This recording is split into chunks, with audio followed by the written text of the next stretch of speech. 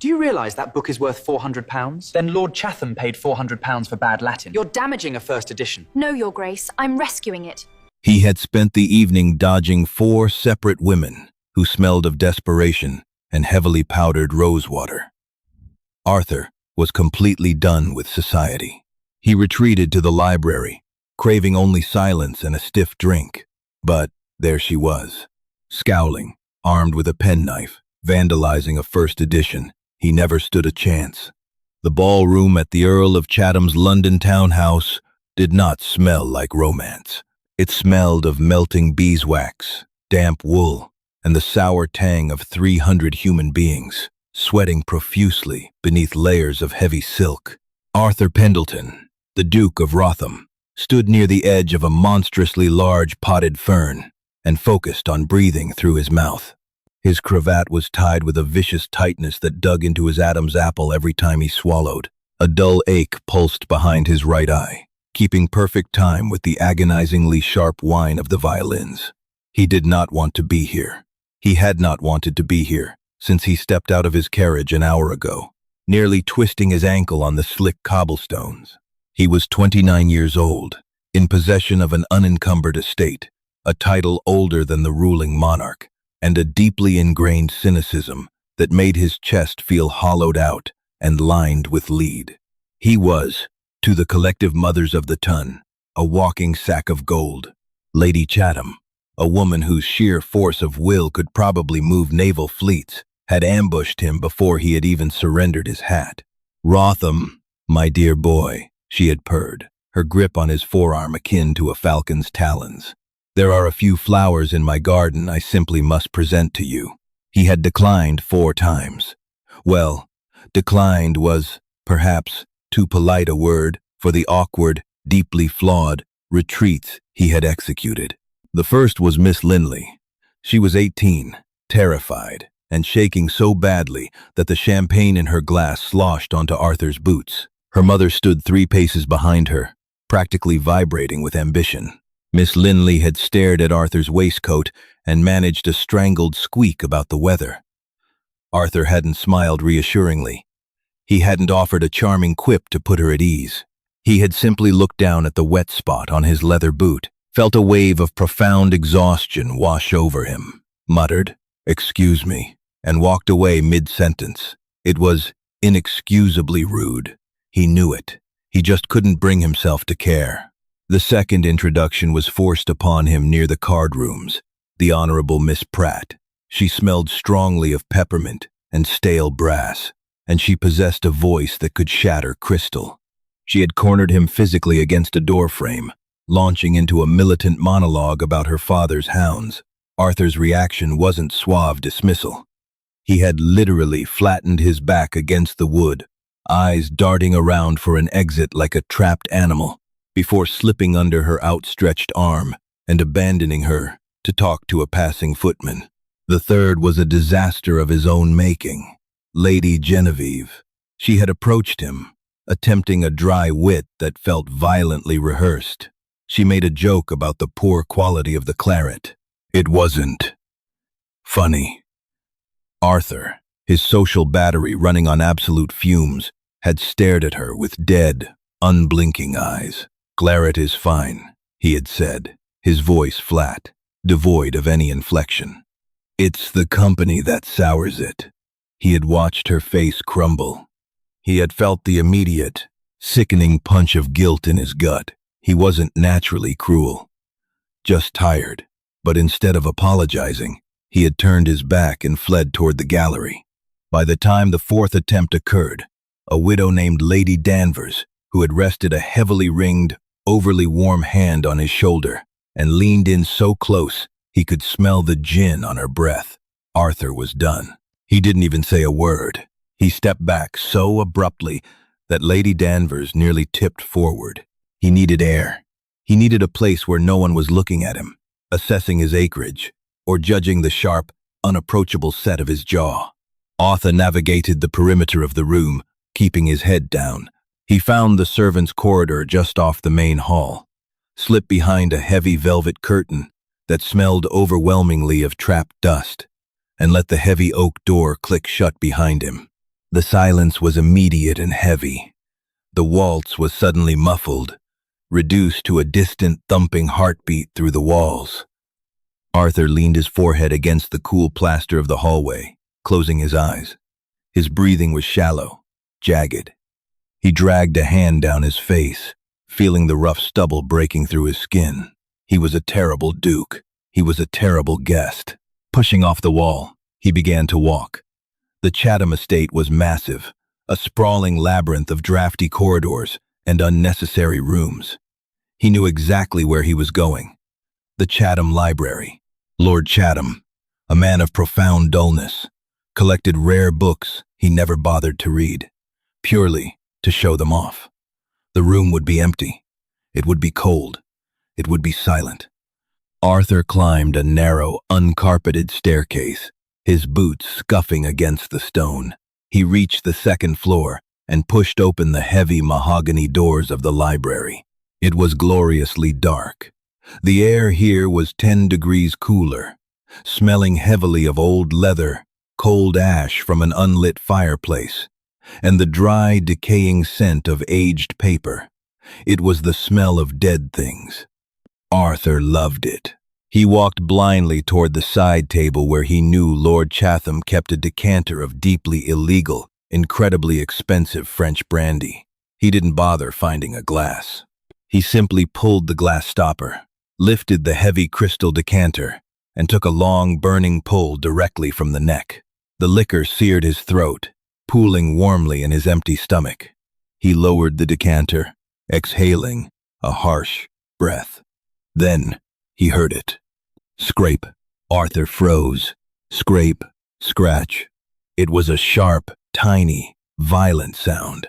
It sounded like a rat chewing through the floorboards, but too methodical, too deliberate. Arthur set the decanter down with a dull clink. He turned, his eyes finally adjusting to the gloom. The room wasn't entirely dark.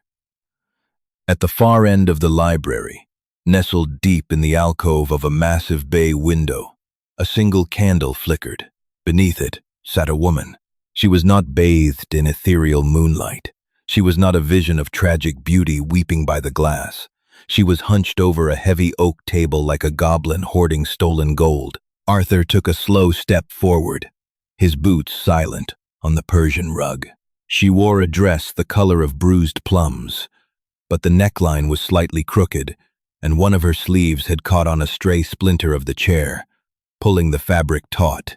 Her hair, which was a deeply unremarkable shade of brown, was in the process of escaping a severe bun. Several strands stuck to her damp forehead. She was completely oblivious to his presence. Her face was hovering mere inches from the open pages of a massive, leather-bound tome. Arthur took another step. He could see her hands now. They were not encased in white silk gloves. They were bare, and her right thumb was aggressively stained with black ink. In her right hand she held a small, sharp silver penknife. Scrape, scrape. She was vigorously scratching at the inside cover of the book. Arthur stopped about 5 feet away. The sheer audacity of it short-circuited his brain. He had just spent an hour being treated like an ancient relic that needed to be polished and flattered. Now, he was watching a woman actively vandalize property in a peer's library. "I assume," Arthur said, his voice a low, gravelly rasp from disuse in brandy, "that you are aware Lord Chatham paid upwards of £400 for that volume." The woman did not gasp. She did not drop the knife. She didn't even look up. She simply frowned, a deep, severe crease appearing between her eyebrows. "Lord Chatham," she said, her voice entirely devoid of panic or deference, "is a moron with more money than sense." Arthur blinked. He opened his mouth, then closed it. She blew a short, sharp puff of air onto the page, sending a flurry of tiny paper shavings drifting onto the dark wood of the table. "And," she continued, finally sitting back and wiping her forehead with the back of her ink-stained hand, smudging a faint streak of black across her cheekbone. If he had bothered to actually read the bookplate his grandfather commissioned to be pasted into all these first editions, he would know that the Latin motto is conjugated incorrectly. It's Embarrassing. Arthur stared at her. He looked at the book, then back at her face. You are breaking into a rare text with a knife to correct a dead man's grammar? I am performing an intellectual rescue, she corrected sharply. She finally turned her head to look at him. Her eyes were a dark, flat hazel.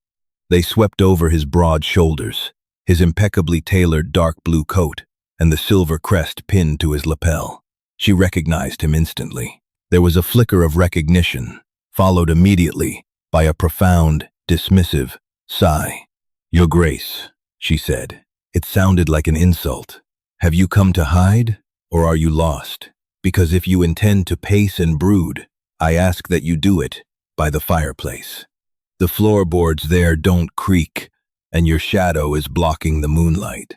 Arthur felt a strange, jagged laugh build in the back of his throat.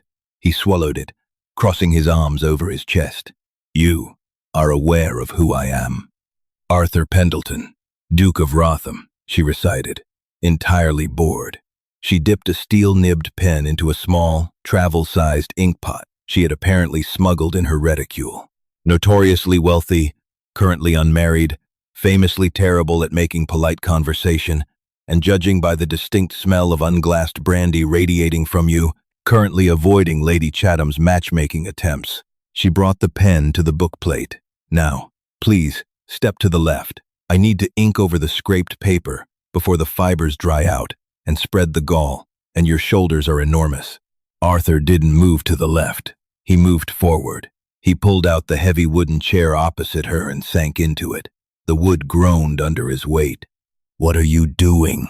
She snapped, the nib of her pen hovering precariously above the paper. Watching, Arthur said softly. Up close, the sensory details of her shifted. She didn't smell of heavy perfumes or sweat. She smelled of sharp lemon soap, the metallic, acidic tang of iron gall ink, and something uniquely her own, like dust and rain. It was an incredibly grounded smell. It made the chaotic noise of the ballroom below feel like it existed on a different planet. I am not a spectacle, Your Grace. No, Arthur agreed, resting his elbows on the table and leaning in. You are a vandal, a deeply pedantic one. What is the correction? She glared at him. It was a genuine glare. There was no coyness in it, no hidden invitation. She was actually annoyed that he was interrupting her work. Arthur realized with a sudden, sharp jolt in his chest that it was the first honest reaction he had received from a human being in 6 months. The original plate, she muttered, clearly deciding that explaining it was faster than fighting him. Reads vitam impendere vero, to devote one's life to truth. Juvenile, Arthur noted, pulling from his Eton education. She paused, looking at him with a fraction less hostility. Yes. However, the idiot engraver used veritas in the nominative instead of the dative, vero. It essentially translates to devote one's life is truth. It's gibberish. A tragedy, Arthur deadpanned. It is an insult to the text, she fired back, her voice tightening with genuine passion. She carefully lowered the nib to the scarred paper, her breathing slowing as she concentrated. Arthur watched her hand. It wasn't entirely steady. He noticed a faint tremor in her fingers, not from nerves regarding him, but from the sheer physical effort of executing perfect, microscopic calligraphy over damaged paper. He watched the dark ink pool and settle, mimicking the heavy print of the 17th century press with astonishing accuracy. Who are you? Arthur asked. The question slipped out, rougher than he intended. She finished the final stroke of the O, lifted the pen, and held it suspended while she inspected her work. Beatrice, she said quietly, her eyes still on the page. Beatrice Croft. My father was the librarian here before he passed. Lady Chatham keeps me on retainer to catalog the new acquisitions. She blew softly on the wet ink, which mostly involves me fixing the idiotic mistakes of dead aristocrats. Arthur leaned back in his chair. The ache behind his eye was gone. The collar of his cravat still dug into his throat, but the crushing weight of the evening had inexplicably evaporated. He sat in the dim light, smelling ink and old paper, watching Beatrice Croft stubbornly rewrite history in the margins.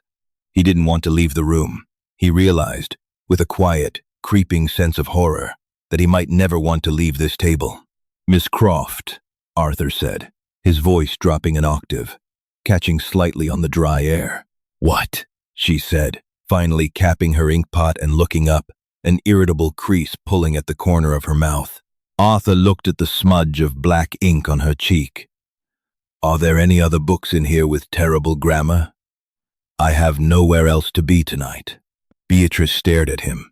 She looked at his broad shoulders, the severe line of his jaw, and the agonizingly expensive cut of his wool coat. She did not look impressed. She looked deeply inconvenienced. "You want to stay?" she said, her voice flat. "I do, and look for grammatical errors. I am remarkably petty, Miss Croft. It is one of my few defining traits." She held his gaze for a long, agonizing moment.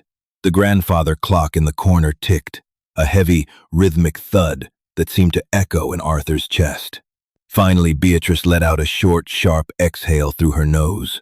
She reached under the table and dragged up a heavy, canvas-bound ledger, letting it drop onto the table between them with a solid thwack, dust plumed into the candlelight.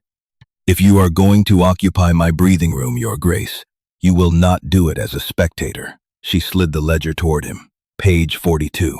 Check the accession dates against the folio numbers." Lord Chatham's previous librarian was legally blind and possessed a fondness for laudanum. Half of the dates in the 1790s are entirely fictional. Arthur looked at the ledger. He looked at the ink-stained woman across from him. Slowly, he reached out and pulled the heavy book closer. "Do you have another pen?" She didn't smile, but the severe crease between her brows softened by a fraction of a millimeter. She nudged a spare, slightly chewed wooden pen and a secondary inkwell across the scarred wood. They worked.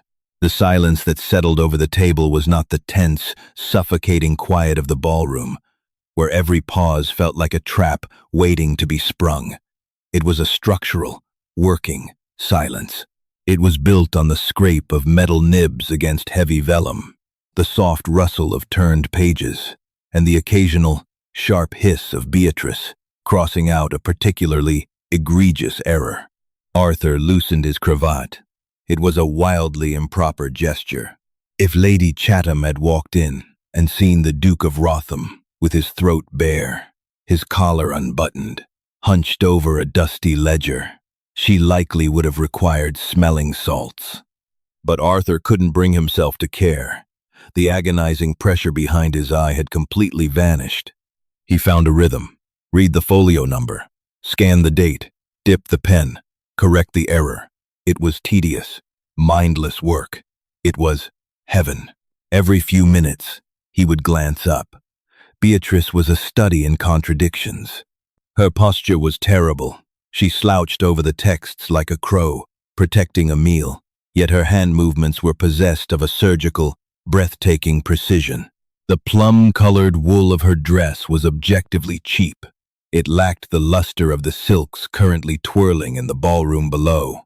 The cuffs were slightly frayed, but as she reached for a reference text, the fabric pulled tight across her back, revealing the strong, capable line of her shoulders. She wasn't a porcelain doll waiting to be put on a shelf. She was a living, breathing, working thing. "You are shivering," Arthur said, abruptly. Beatrice paused, her pen hovering over a 16th century treatise on botany. She hadn't realized she was doing it. The library faced north, and the massive bay windows bled the February chill directly into the alcove. The single candle did nothing to fight the damp cold seeping into her bones. "I am fine," she lied automatically, though her jaw was tight to keep her teeth from chattering. "You are vibrating," Arthur corrected. He set his pen down carefully. He didn't ask for permission. He didn't make a smooth, sweeping, romantic gesture. No.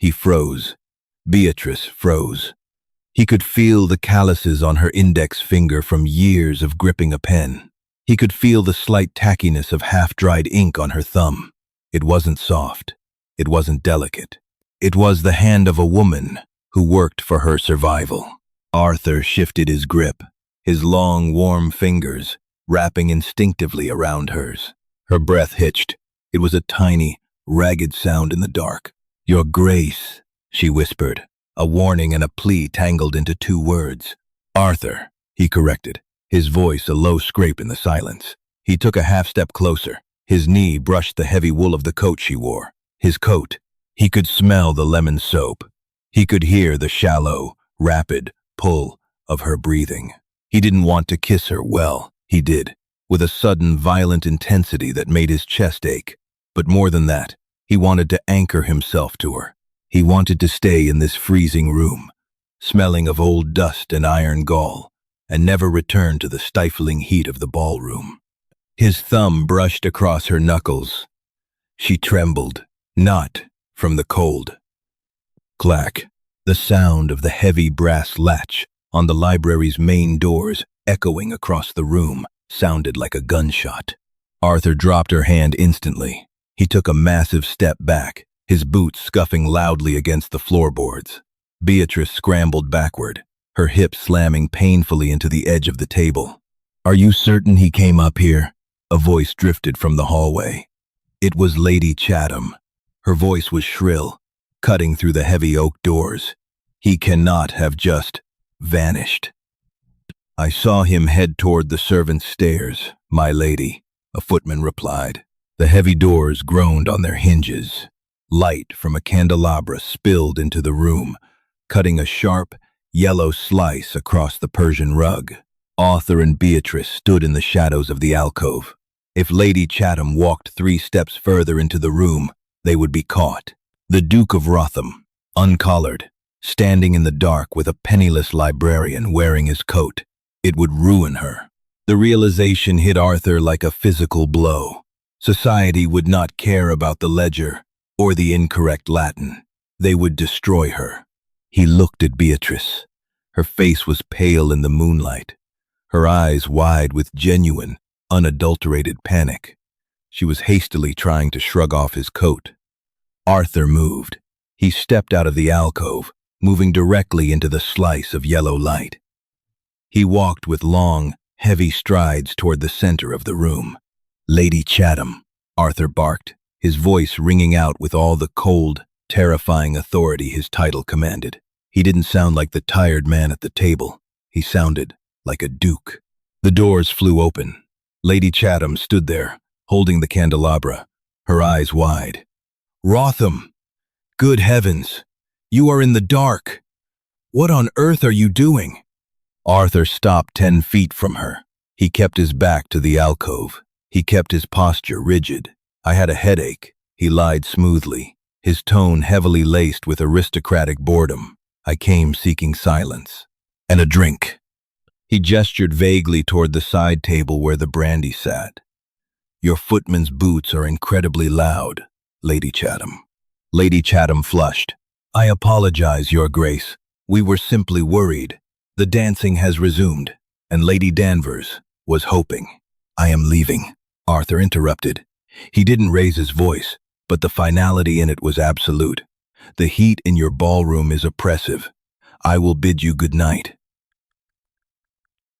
He walked toward the doors, forcing Lady Chatham to step backward into the hall to avoid being run over.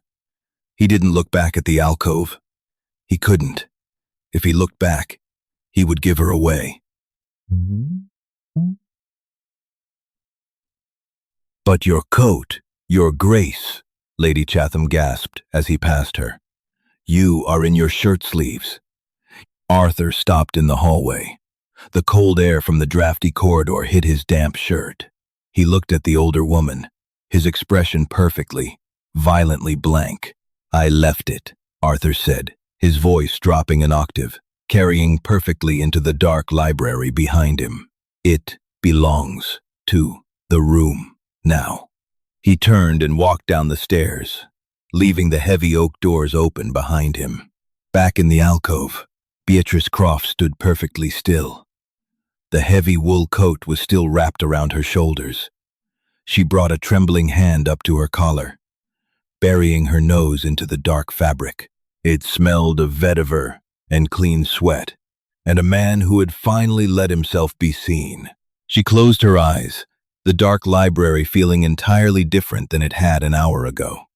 It wasn't just a place of work anymore. It was a ruin, and she knew with terrifying certainty that he was going to come back for his coat. If you loved this gritty, grounded take on historical romance, don't leave without hitting that subscribe button. Give this video a like if you want to see Arthur return for his coat, and comment below what would you do if a grumpy duke crashed your late-night library session. Share this with your fellow book lovers and romance readers. Your support keeps these original, ad-free stories coming every single week. Thanks for listening, and I'll see you in the next chapter.